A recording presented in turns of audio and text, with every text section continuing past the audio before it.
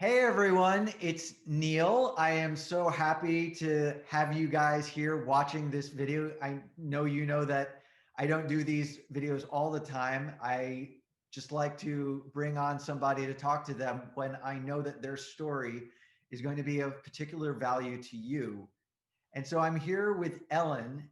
Ellen is we're going to talk a little bit about what she does and how she helps people and some of the problems that she saw for herself during the pandemic in a moment. But the reason why I really wanted to talk to her is because so many of us, especially during the pandemic, with all the noise and all of the people vying for attention, and this is being recorded right around the time of the holidays in 2020 at the end of what was such a calamitous year for so many people and all of that.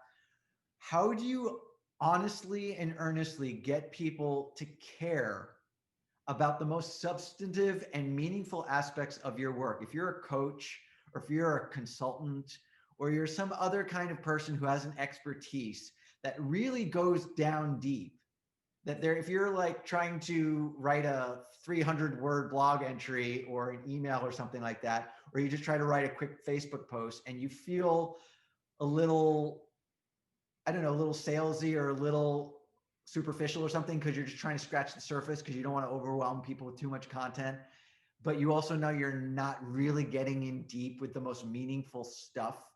How do you get people to care about your expertise on that deeper, more meaningful level?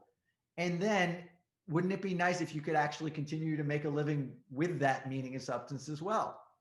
And so that's the problem we're going to talk about through Ellen's story, because some of the things that she did very recently, just in October of 2020, are, well, they blew my mind, but they're also going to be of real value in solving that substance problem. Okay, so Ellen, thank you very much for taking the time to be here with us today, and welcome. Thanks, Neil. It's a pleasure to be here. Yeah, fantastic to have you. And everyone talks about at the beginning of an interview like this, I'm so excited to talk about this thing and all of that. We were just doing like a pre-recording kind of conversation, everyone, and I just got so excited. I was enthusiastic about talking with Ellen because of some of the results and outcomes she's had recently. But then she told me how she got them using some of the stuff that I teach people, as well as some of the stuff that other people teach her. And it's just like, yeah, so incredibly pumped. So what I'd like to start with, so that people know who they're hearing from, I'd like to hear a bit about what you do and how you help people, the problems that they have, and then the methods that you use to help them to solve that problem. So what problems do people come to you with?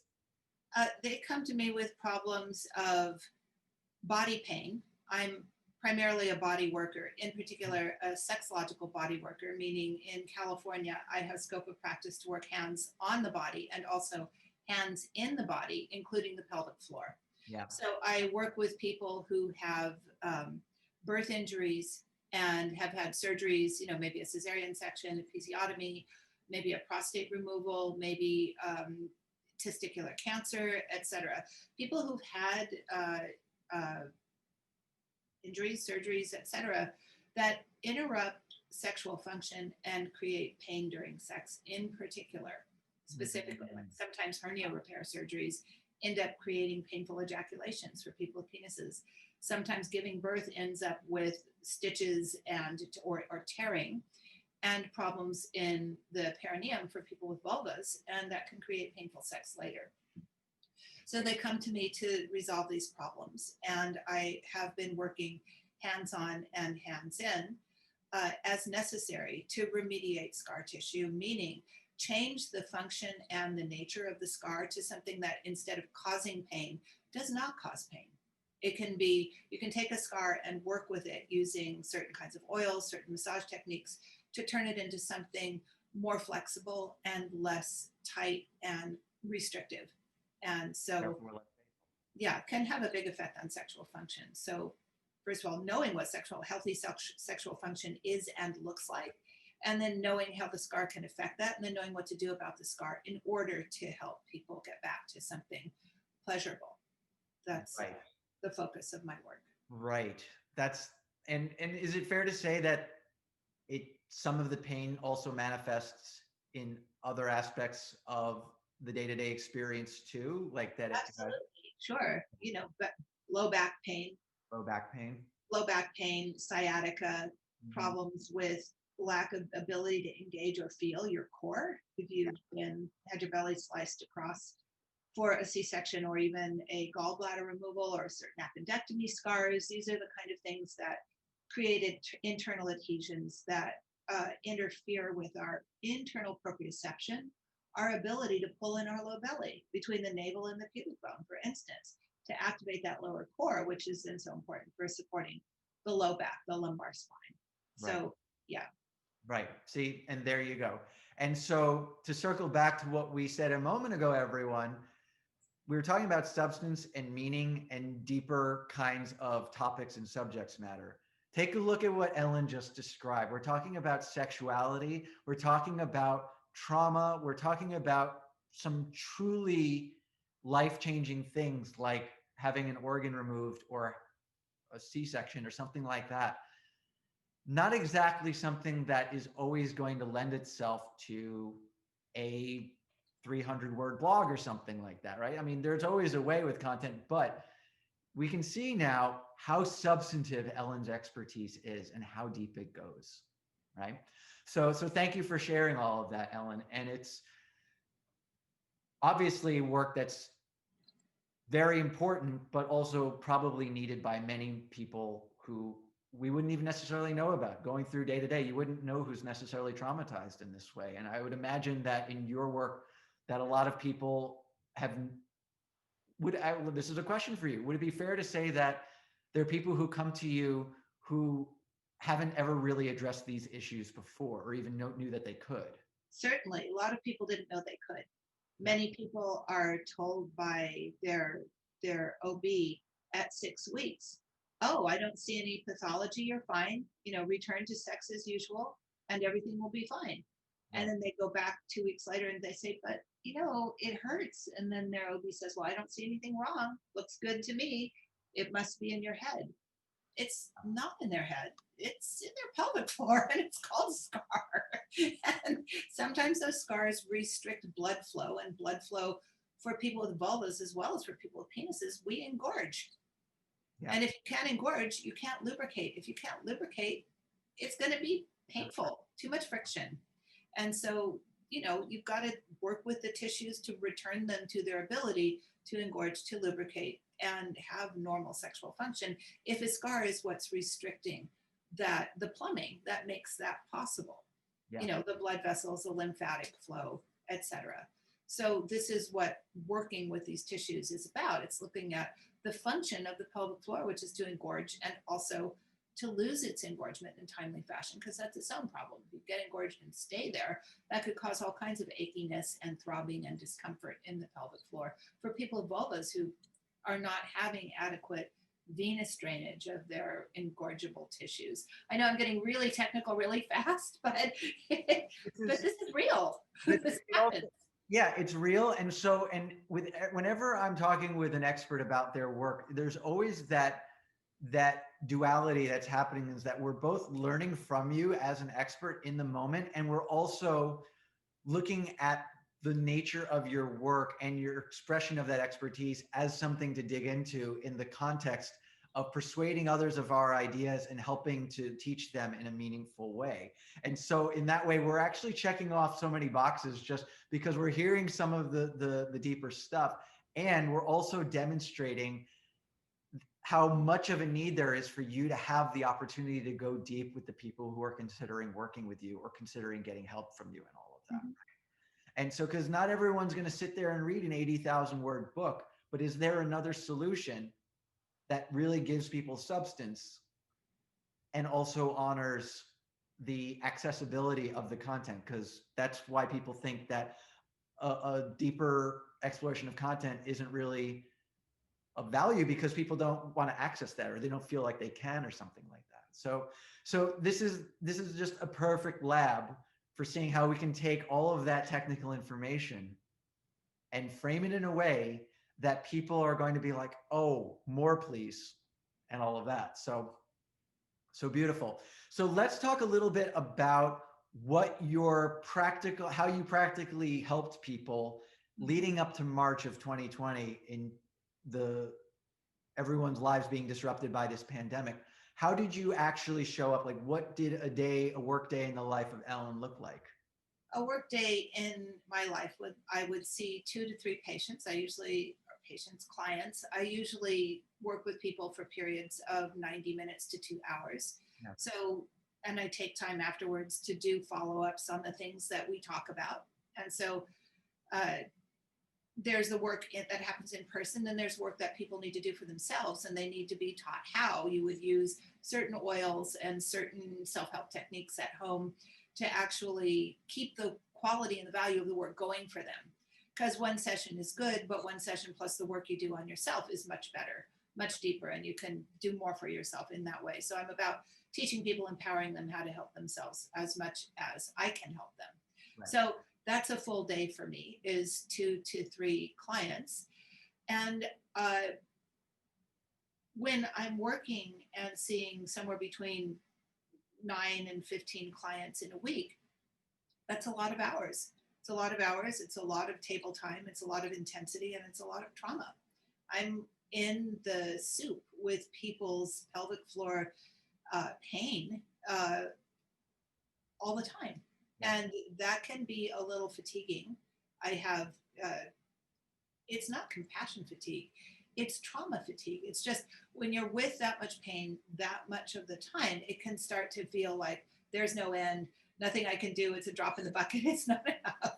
I want to teach other people how to do this work, because there are not enough people who are honoring the emotional body at the same rate they're honoring the physical body. And that's really why what I do is successful, is that I'm talking as much to the emotional heart of the matter that's presenting as I am to the physical tissue, because the physical tissue will express the heart of the matter if you know how to listen properly.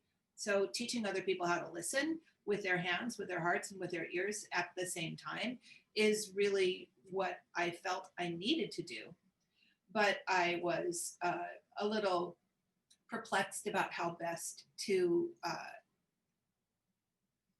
teach when I was so busy physically doing the work. You couldn't do both. So this was a pivot that needed to happen. And so I needed to go through a series of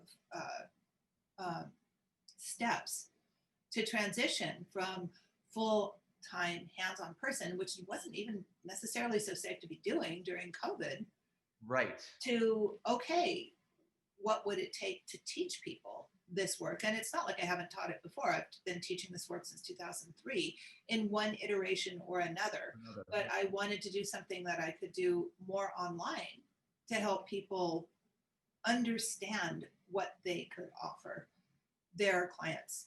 Right, right. And so it winds up being, the pivot winds up going from just working hands-on with people to actually teaching other people to do what you do, or somehow help people in a similar way as it relates to the pelvic floor and other aspects of the work that you do. And so what's interesting in your work in particular, your work being somatic, being of the body as a somatic psychologist, you are automatically cut off, especially at the beginning when we didn't know what's what and we didn't have protocols in place for safety and whatnot. Some of us have resumed going and seeing private practitioners in observing. I go to acupuncture every week, for example, and we both wear masks and the whole thing and all of that, right? But the interesting thing about your work is that it's very much based on physical contact. And all of a sudden, there's a real question mark around whether or not that's even okay to do, given the fact that we are, especially in the month of November, we've really gone to, it's become the virus has become far more viral. Yes, the virus is going viral. The virus is going viral, like in the worst possible way. And so that leaves you with a significant dilemma, and your solution was to actually do that. But that wasn't your first thing. This is something that what you told me about before we started recording our conversation. You told me that this wasn't the first. It wasn't my first idea. Not at all. Not at all. So what did you do from March until October when you actually did this thing that is now working for you? What were some of the things that you tried? Well, I thought I was going to teach a class around breath right after COVID started to be a thing. I'm like, well, people should be using their lungs and they should be modulating their nervous system toward relaxation because everyone's going the other direction. They're going towards stress. And one of my teachers explained to me that the more stressed you are, the more likely you are to fall prey to uh, a cytokine storm in your body. And I thought, well, breathing and relaxation, that sounds like the kind of online experience that people could do. But then George Floyd died with a knee in his neck saying, I can't breathe. And suddenly it didn't seem like such a good idea to be teaching a breath class. I don't think that there was any less need, but at the moment when there was rioting and people were angry and there was this huge upwelling of so much reparation that needed to happen for so many people that, a little online class around breath seemed irrelevant. So I just said, yeah, not that one. Okay, now what? Yeah.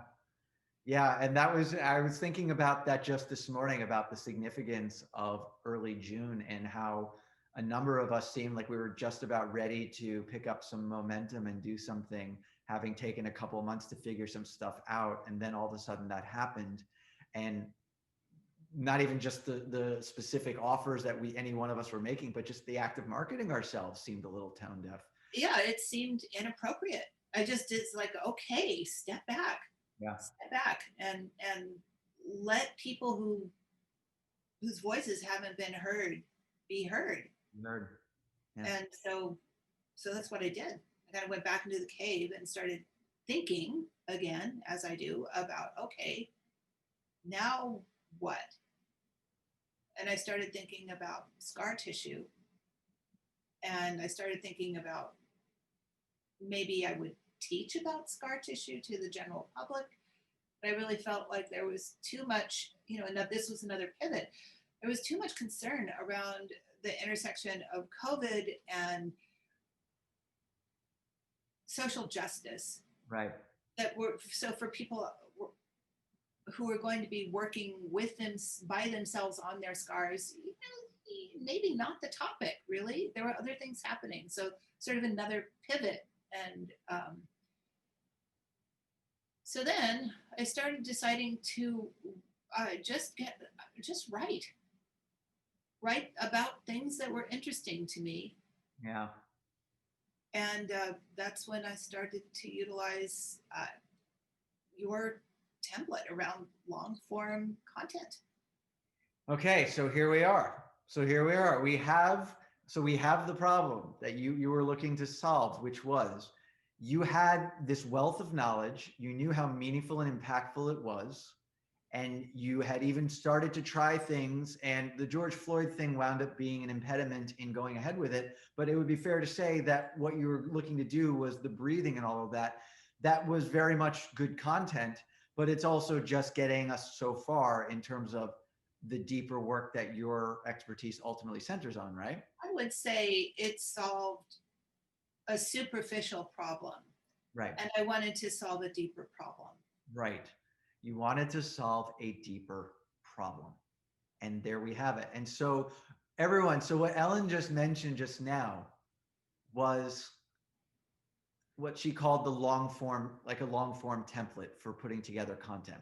So, to give you a little context, earlier this year, during the pandemic, I put together an article for my column on Entrepreneur that happened to be on elevator pitches, which is really ironic that we're talking about long form. We're about to delve into writing not just a little 300 word thing, but something much longer. But the irony of the article I wrote was that it was on elevator pitches and how you can put together an elevator pitch that gives you chills in 20 seconds. However, the model that I used to share that idea wasn't my typical entrepreneur article that was usually 700, 800, 900 words. It was like 2,200 words, I believe. And it was my most popular article to date. It was number one on Entrepreneur for like 4 or 5 days. And it trended as an article for several days beyond that, I believe. And so it was so successful that I wanted to share the model, the template with the people who had my silver bullet program, who had already gotten the program. And it teaches you about primarily about presentations and public speaking, but there are a couple of templates in there about articles in the short form sense of like 700, 800 words. It's like, why don't I just share this? Right. And so I put it out there, and I'll be honest, I'll be transparent with everyone. It wasn't until I talked about it with Ellen earlier that I knew that it had been implemented and utilized with success. And so tell us, Ellen, about what you did with the template, where it's not just 300 or 700 or 800 words or whatever. Tell us what you did with this 2,200 word template for sharing your expertise with others. There were a lot of things happening. I was working on a website with a colleague, and there was a need for content.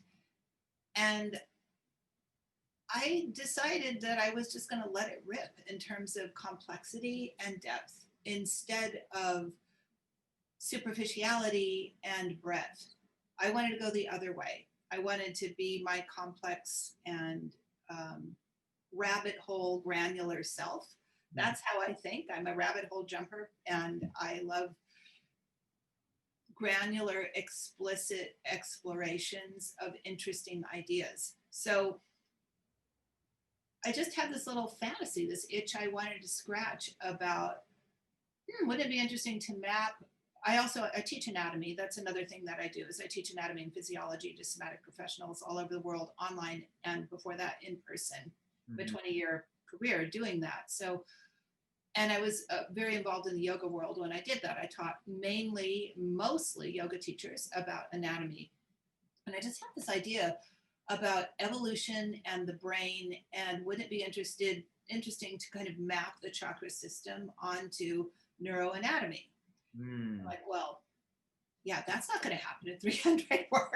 Right. We need to talk about brain structures, and we need to talk about the emotional body, and we need to talk about human evolution and spiritual evolution and emotional evolution. How am I going to do that in a coherent way? And I wrote this blog, and I wrote the first version. My partner, who listens to everything I write, listened, and it, some parts passed his test, some parts didn't. Right. I went back and I rewrote it. Yeah. And I rewrote it and I rewrote it. And I finally came up with something. He goes, now you have something. I'm like, okay, blam, post on Facebook. And it just took off. It was like crazy. I'm like getting all of these, first of all, a long conversation with people who had read it, but then the shares and the shares and the shares. And I'm like, holy cow, people don't do this with long form Facebook articles. They usually yawn and turn away or click to the next thing. But here's all these people having this relationship with this material, and it's striking a chord. That's fascinating. That's really interesting. So I want everyone to realize that this wasn't like an article on her blog, and it wasn't a column on a third-party website or whatever. This was a Facebook post that you estimated, I believe, like before we started recording the conversation, you said it was over 2,000 words, right? It was 2,200 or maybe more. Maybe I wrote for Entrepreneur. Even. I don't remember. I haven't counted. Amazing. So this isn't, I mean, you might like, if you guys have heard of like Neil Patel, for example, a different Neil, he talks a lot about long form, I believe. And so long form content being even more effective than the shorter form stuff isn't a new concept. But I want everyone to see what Ellen did here is that she didn't just use long form. She used it as a Facebook post where like who's ever even heard of that? Like writing 22 or 2,700 or however many words. I haven't even done that myself. And she's using the template that I gave her. So it's like, it's just such a fantastic thing to hear that you used it in a way that we wouldn't even assume could ever even work at all, which is, long form works in so many different formats, but I never would have even imagined that it would work in Facebook. And there you have it. You did it. And it just really emphasizes how the deeper the subject matter and the more meaningful and the more substance behind it, the greater the opportunity there is to go in deep with your content as well. Right? And it just becomes this very powerful thing. And just at a high level, so that you folks who are watching know, this isn't just a matter of hitting everyone with all of the stuff right up front, right, Alan? Like it wasn't like you just completely hit them over the head with the deepest and most technical stuff right up front, right? You No, want I didn't expect people to finish the article. I really didn't. I sort of wrote, like, who's going to read this? It's too long. But they did write it. They did read it and they got it. And they started sending me stories about their own lives and their own experience that, stuff way down at the bottom of the arts, things about their digestion and things about their vagus nerve and things about their, and I'm like, wow, they're really actually reading, not only reading, but understanding. This is so exciting. So that was cool. But I wanted to say, Neil, also this template, I don't want to like overblow it, but it's so genius. It's so genius. Aspects of this template provided sub templates for me to write other blog posts, long blog posts. You said is part of the template to provide an experience from real life. And that turned out to be the most powerful case study I've ever shared with people. Yep. Yep. And so Yep. I No, Ellen, you can't call me anything I do a genius or anything like that. No, absolutely not. No, I appreciate obviously the compliment. It's just it's just such a great validation of the act of bringing substance to our content. And you said you took like because so everyone knows that the format is broken up into chunks. And so if I understand correctly, what you did was you took a chunk and you made it a standalone. That's right. I made it a standalone long form blog. So it's That almost one like was a fractal, right? yeah. You have the whole thing, and which I followed sort of to write this long article about the nervous system and the chakras. And then I just took one piece and expanded that into a long form using the principles, but it's all about case study, something that happened to a client that I found highly provocative and unusual. That then again got this giant response. And the response it was sort of the timing happened in a way where I was just turning the corner into the idea of, oh, wait, maybe I could offer a training about my material online. People started to read that and say, I read this and now I think I'm interested in studying with you. How can I pursue this? And I'm like, okay, that's all I need to hear. 2 or 3 people saying that. And I'm ready to start to make a larger offering here around a year-long course commitment with me. Yes, absolutely. And it's just so gratifying to hear that you implemented it in a number of different ways, that you even utilized some creativity to extract individual sections from the larger template and use that to great effect as well. And so everyone knows what we're doing to engage people isn't to hit them over the head with all the technical stuff first. You can create that kind of flow and that kind of long form flow that really engages people when you're using stories like Ellen used. And you're starting with the problems. We talked, excuse me, everyone. We started with talking about problems and trauma that people are dealing with from cesarean sections or from prostatectomies or having your gallbladder removed, feeling pain in the pelvic floor, and all the different things that happened that presumably we know that they have that problem, but if we don't specifically explicitly state that problem at the beginning, they're not going to have a reason to engage for so many words. And so this becomes a very important point to make as well.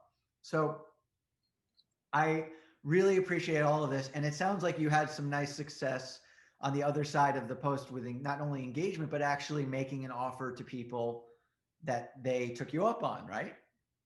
Certainly, certainly. So I decided to do a professional training. Right. COVID being what it is, people being sort of stuck at home.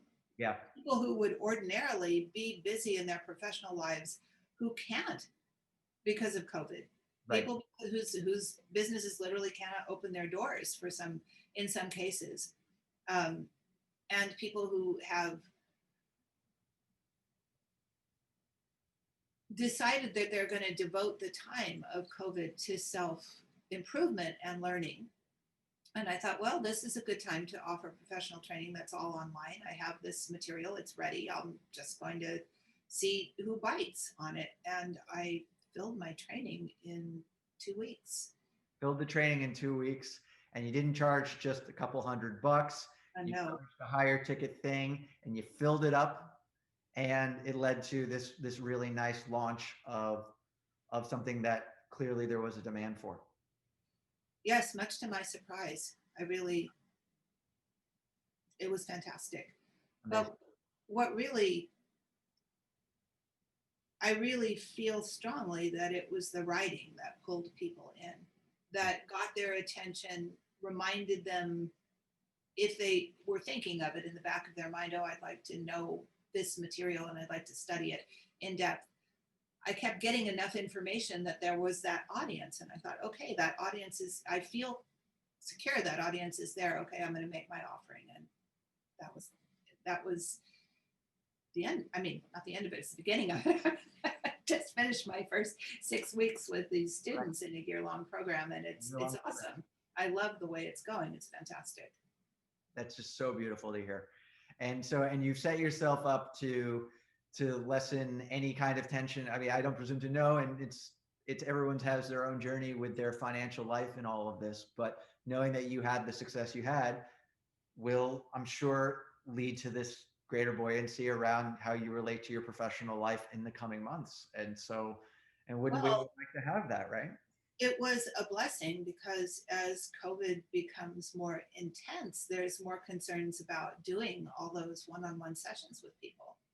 Yeah. And now I'm comfortable that I can, at least as you were stated earlier, I love it, keep the lights on, so to speak, with teaching. And that was something I've dearly wanted to do now for 10 years, is like, how can I set myself to teach up? How can I set myself up as an online teacher? And it was so unexpected.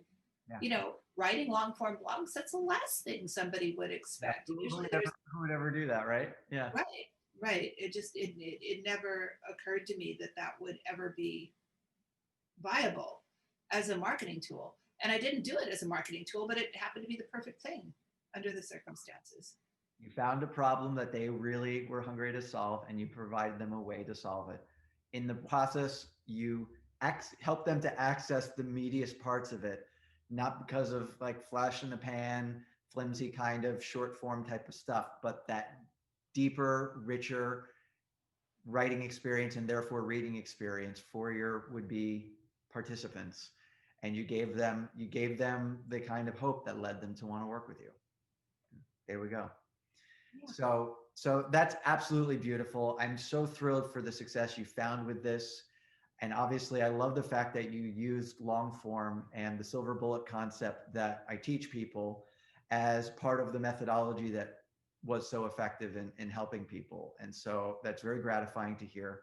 What we're going to do is we're going to have links to the various posts that Ellen had shared with people, and we'll include links to that. I'll include a link to the original elevator pitch article that led to this particular format. And I'd also love to include where people can find you on your website. If you could share your URL with us, we would love to learn more about your work. It's very straightforward. It's ellenheed.com, www.ellenheed.com. And there's some things about what I do on my website.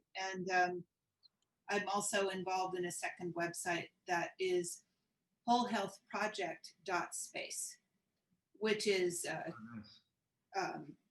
talking to people about establishing whole health practices and whole health lifestyle, to what they can do for themselves in the process of becoming well. Amazing. Yeah. Fantastic. All right. So we will include all of that below.